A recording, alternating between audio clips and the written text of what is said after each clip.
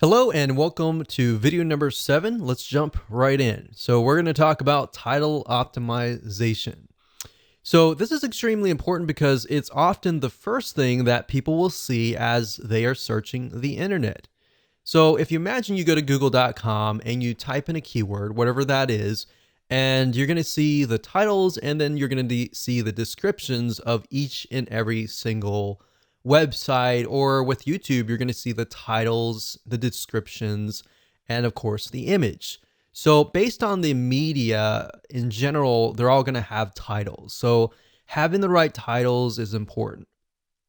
So like I said, this is really extremely important because that's the first thing that they're going to see. And you're going to want to make sure that you're ranking on the keyword that is in the title.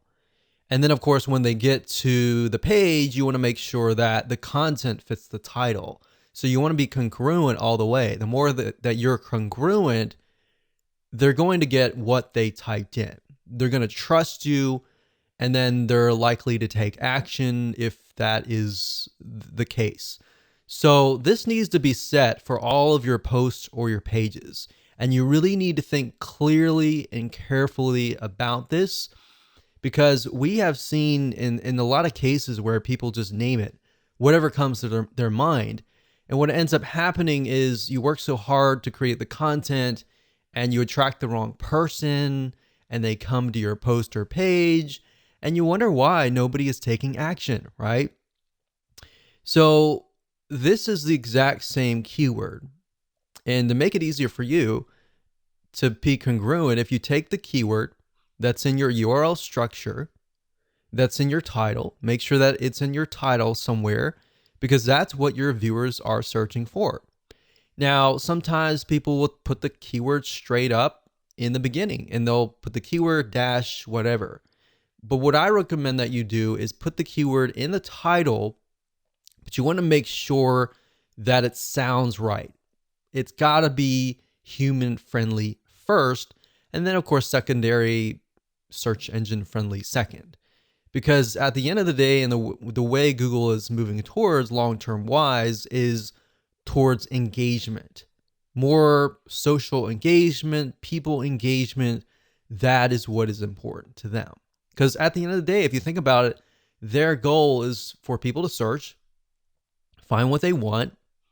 So they want to make sure that they connect you to the right person.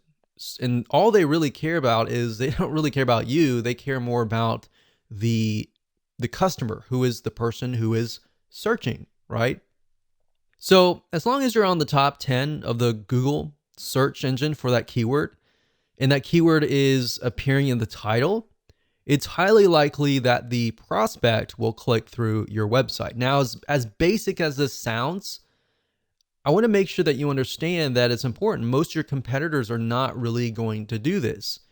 And if they are, they're going to miss something along the way, right? What we've seen over the years is sometimes they'll have the title right, they'll have the URL structure right, but when people go to the content, it just doesn't make sense. So as long as you're congruent from the keyword to the title, to the poster page, to the content itself, to the call to action, to the product, everything is congruent from that point in the beginning to the end, you're most likely gonna gain the trust of the prospect, and you're most likely gonna get the conversion. That's the most important thing. So as long as your poster pages are related, you're most likely gonna see a higher conversion rate across the board, like I said earlier.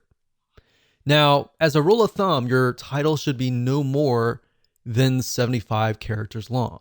You don't want it to be too long, because psychologically that will actually overwhelm whoever is typing things in. And most people are just scanning, they're not reading. They're looking for what they're looking for really quick. So if you have something short, straight to the point, you're most likely going to win as long as it's optimized and it's correct to that keyword.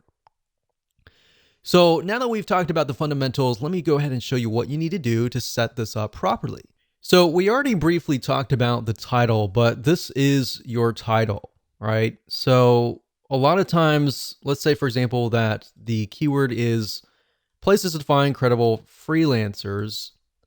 Sometimes you'll find people do something like this: places to find credible freelancers. And then, of course, they'll put the keyword first and then they'll put a sentence.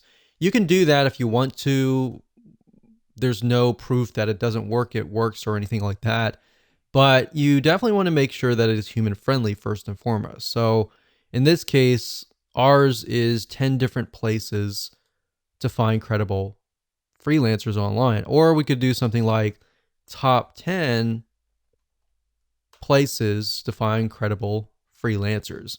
Now, whatever you do, if you change the title here, make sure that it's changed right here as well. So if we do that and we go back over here, we just copy that in, but we need to make sure that there are dashes in between the words. So what I'm doing right now is I'm simply adding dashes in between the words. So there we go. We click OK, and that's it. So the title is crucial.